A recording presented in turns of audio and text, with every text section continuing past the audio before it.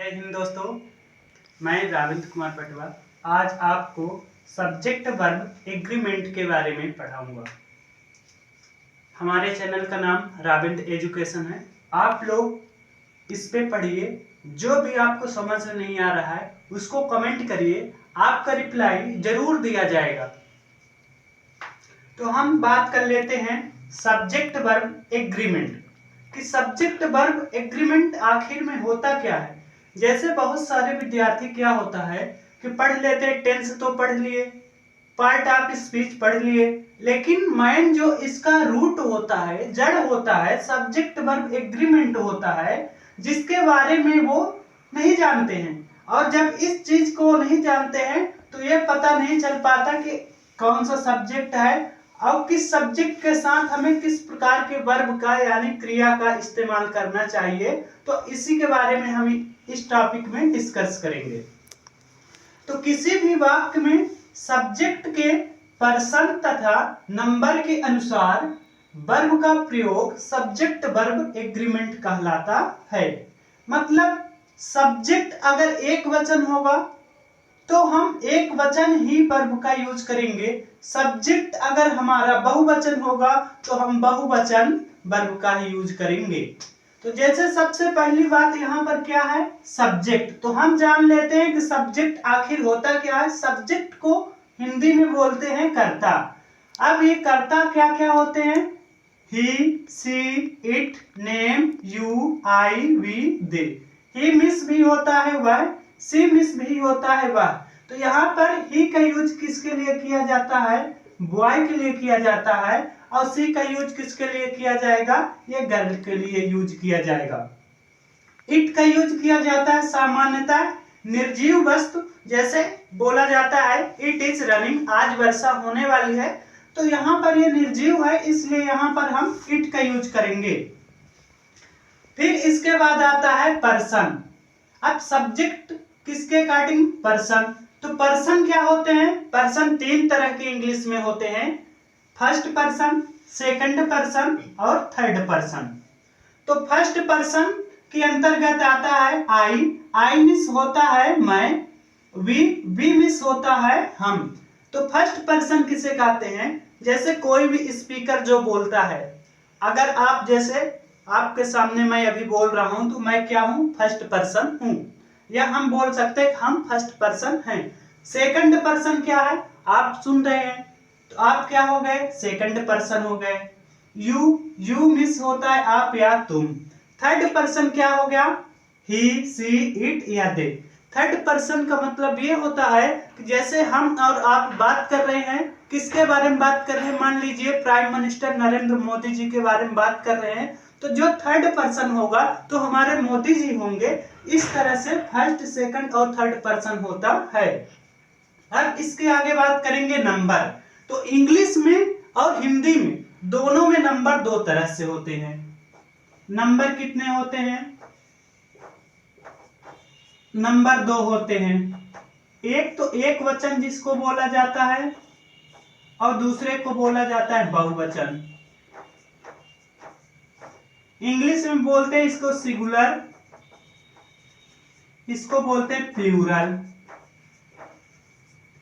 Singular का मतलब होता है एक वचन। एक वचन के अंतर्गत हमारे क्या क्या आते हैं, एक वचन में हमारे आते हैं ही, सी, इट, नेम और आई, हमारे ये क्या होते हैं, एक वचन के अंतर्गत आते हैं। तो यहाँ पर हम लिख सकते हैं कि ही, सी, इट और नेम। और यहाँ पर जो भी छूटे हैं तो यहाँ पर आप सब्जेक्ट देख सकते हैं, यही सब्जेक्ट के अकॉर्डिंग नंबर बनता है। इन्हीं सब्जेक्ट को हम कैटेगराइज करते हैं किसमें, एक वचन और बहुवचन में, कि कौन सा हमारा सब्जेक्ट एक वचन होगा और कौन सा बहुवचन होगा। तो अब बात करते हैं प्लूरल। तो प्लूरल में जैसे दे, वी, आई, यू, ये हमारे किस में आ जाएंगे, ये हमारे सभी प्लूरल में आ जाएंगे। प्लूरल ये किस में है, प्लूरल नंबर। अब प्लूरल नंबर का मतलब क्या होता है, एक से ज्यादा जब कोई चीज होती है तो हम उसे प्लूरल नंबर के नाम से जानते हैं या बहुवचन के नाम से जानते हैं। जैसे एग्जांपल है, he is very good boy, he is very good boy. तो ही हमारा क्या है, यहाँ तक तो हम देख लिए you I we they plural है। इसके अलावा जो बचा है तो ये हमारा क्या है, सिंगुलर नंबर है। और सिंगुलर नंबर हमारा ही होता है। ही के अकॉर्डिंग हम क्या लगाएंगे, यहाँ पर जो भी वर्ब है इस वर्ब को हम किसके अकॉर्डिंग लगाएंगे, इस सब्जेक्ट के अकॉर्डिंग। और ये हमारा सब्जेक्ट एक वचन में आता है, इसलिए यहाँ पर जो वर्ब यूज होगी वो भी हमारी एक वचन ही यूज होगी। तब तक आप लोग इसका स्क्रीनशॉट ले लीजिए, फिर इसके आगे चलते हैं। अब सब्जेक्ट वर्ब एग्रीमेंट के हम कुछ रूल देख लेते हैं कि सब्जेक्ट वर्ब एग्रीमेंट के नियम क्या होते हैं। तो पहला नियम क्या है, singular subject plus singular verb plus object. कहने का मतलब ये होता है कि अगर हमारा कोई सिंगुलर सब्जेक्ट लगा हुआ है तो उस सिंगुलर सब्जेक्ट के साथ हमेशा सिंगुलर वर्ब ही लगेगा, ना कि प्लूरल लगेगा। अगर हम यहाँ पर प्लूरल लगा देंगे तो हमारा सेंटेंस क्या हो जाएगा, गलत हो जाएगा। तो सिंगुलर सब्जेक्ट के साथ सिंगुलर वर्ब का यूज किया जाएगा, प्लस सब्जेक्ट रहेगा। इसका एग्जांपल देख लेते हैं, ही कम्स ऑलवेज लेट। ही क्या है, हमारा एक सिंगुलर सब्जेक्ट है, तो कम बस अगर यहाँ पर लिखेंगे तो क्या हो जाएगा, वो प्लूरल हो जाएगा। तो कम से हम क्या बना दिए, कम्स, क्योंकि हमारा ये सिंगुलर सब्जेक्ट है तो प्लूरल वर्ब को हम सिंगुलर में कन्वर्ट कर दिए एस लगा करके। तो सिंगुलर सब्जेक्ट के साथ हमारा सिंगुलर वर्ब हो गया। रूल नंबर 2 क्या बोलता है, रूल नंबर 2 ये बोलता है सब्जेक्ट वर्ब एग्रीमेंट का कि प्लूरल सब्जेक्ट के साथ हमेशा प्लूरल वर्ब का ही इस्तेमाल करना चाहिए। अगर हम प्लूरल वर्ब का इस्तेमाल नहीं करेंगे तो जो हमारा सेंटेंस बनेगा, जो हमारा वाक्य बनेगा, तो हमारा गलत हो जाएगा। और इसके लिए स्ट्रक्चर है हमारा क्या, plural subject plus plural verb plus object. Example देख लेते हैं, यू, यू हमारा क्या है, एक प्लूरल सब्जेक्ट है, तो प्लूरल सब्जेक्ट के साथ हमारा क्या लगा है, प्लूरल वर्ब लगा हुआ है। हैव हमारा क्या होता है, एक प्लूरल वर्ब होता है और यू के साथ हमेशा लगता है। तो यू हैव ए कार। तीसरा रूल क्या बोलता है, singular subject and singular subject. अभी तक तो हम देख लिए, क्या केवल देखे थे सिंगुलर सब्जेक्ट क्या होता है, लेकिन अब ये बोल रहा है रूल नंबर 3 कि अगर दो सिंगुलर सब्जेक्ट एंड के द्वारा जुड़ जाते हैं तो उसके साथ हमेशा प्लूरल वर्ब का यूज किया जाएगा। किसका किया जाएगा, प्लूरल वर्ब का यूज किया जाएगा। ऐसा क्यों होता है, जैसे कि आप मैथमेटिक्स पढ़ते हैं तो अगर हम 1 + 1 कर देते हैं तो कितना आता है, 2 आ जाता है। तो इसी तरह से यहाँ पर एक सिंगुलर सब्जेक्ट प्लस एक सिंगुलर सब्जेक्ट, यहाँ पर मैथ में हम प्लस लगाते हैं और इंग्लिश पढ़ते हैं तो एंड लगाते हैं। तो एक और एक दोनों एंड के माध्यम से जुड़ रहे हैं, कंजंक्शन है हमारा एंड, तो हमारा प्लूरल बन जा रहा है और यहाँ पर जो वर्ब आएगा वो प्लूरल वर्ब आएगा। एग्जाम्पल है, Ram and Shyam are my brothers. Ram हमारा क्या है, एक सिंगुलर सब्जेक्ट है, श्याम हमारा क्या है, एक सिंगुलर सब्जेक्ट है।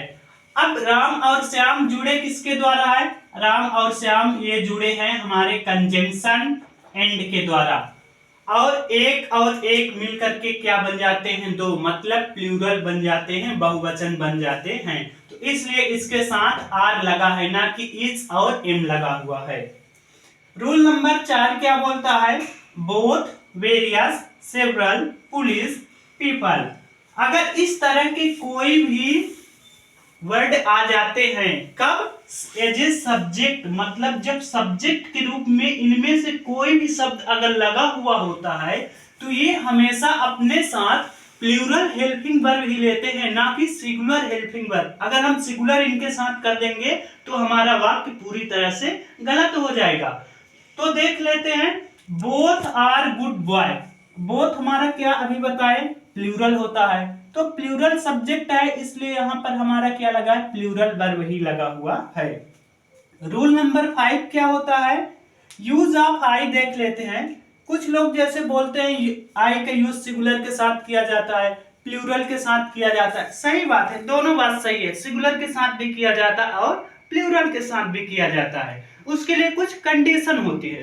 तो जैसे मैं बोला आई वाज स्टूडेंट, ये भी सही है, मैं विद्यार्थी था, ये भी सही है। और दूसरा क्या है, आई हैव ए बुक, मेरे पास पुस्तक है। तो अगर हम हेल्पिंग वर्ब में जब टेंस पढ़ेंगे तो आपको हम हेल्पिंग वर्ब और मेन वर्ब जो होते हैं इनके बारे में कंप्लीट रूप से जानकारी देंगे, क्योंकि अभी हम सब्जेक्ट वर्ब एग्रीमेंट पढ़ रहे हैं, इसलिए यहाँ पर इन वर्ब के बारे में डिटेल से चर्चा नहीं कर रहे हैं। जब हम वर्ब पढ़ाएंगे, वर्ब का एक अलग वीडियो होगा, उसमें हम आपको हेल्पिंग वर्ब, मेन वर्ब के कितने टाइप होते हैं इसके बारे में कंप्लीट रूप से डिस्कस करेंगे। तो आई क्या है हमारा, यहाँ पर आई को देख लेते हैं, सिंगुलर सब्जेक्ट के रूप में काम कर रहा है, इसलिए आई के साथ यहाँ पर लगा हुआ है वाज। अब यहाँ पर इसी आई को देख लेते हैं, तो आई यहाँ पर प्लूरल सब्जेक्ट के रूप में काम कर रहा है, इसलिए इस आई के साथ हैव लगा हुआ है। आई हैव ए बुक, मेरे पास एक पुस्तक है। इसलिए आप लोग कंफ्यूजन में नहीं होइएगा कि ये सिंगुलर लग गया प्लूरल तो गलत होता है, ऐसा कुछ नहीं, उसके लिए कंडीशन होता है। Thank you.